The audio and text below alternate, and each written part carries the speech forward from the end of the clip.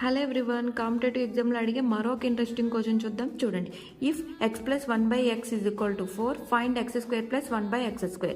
X plus 1/x is equal to 4 అని ఇచ్చాడు. అయితే ఎక్స్ స్క్వేర్ ప్లస్ 1/x² ఎంత అని ఫైండ్ చేయమన్నాడు. ఇక్కడ చాలామంది ఏం చేస్తారంటే X plus 1/x is equal to 4 అని ఇచ్చారు.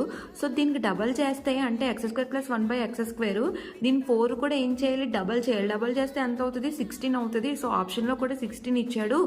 సో ఆన్సర్ 16 అని చెప్పి చాలామంది పెట్టేస్తారు. 16 ఆన్సర్ కాదండి. మరి 16 ఇచ్చారు కదా అని అడగొచ్చు మీరు. 16 అనేది మనకి కన్ఫ్యూజ్ చేయడానికి మాత్రమే ఇచ్చాడండి, అది గుర్తుపెట్టుకోండి. ఫస్ట్ దీన్ని మనం ఎలా చేస్తాము అంటే చూడండి, ఎక్స్ ప్లస్ 1/xని ఏం చేస్తాం, హోల్ స్క్వేర్ చేస్తాం. సో ఇది ఏ ఫార్ములాలో ఉంది, a + b హోల్ స్క్వేర్ ఫార్ములాలో ఉంది. సో ఏమవుతుంది, x² plus 2 × x × 1/x plus 1/x².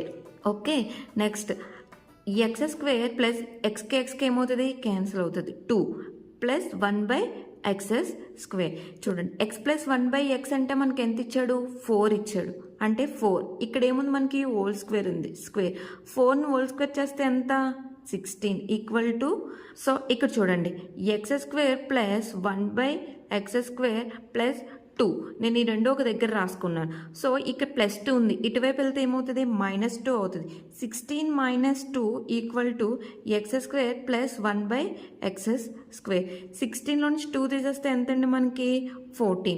14 equal to x² plus 1/x². Answer ఎంతండి మనకి, 14. ఆన్సర్ ఏంటండి, option B is the answer. ఇలాంటి సమ్స్ ఇచ్చినప్పుడు మనం చాలా జాగ్రత్తగా చేయాలి.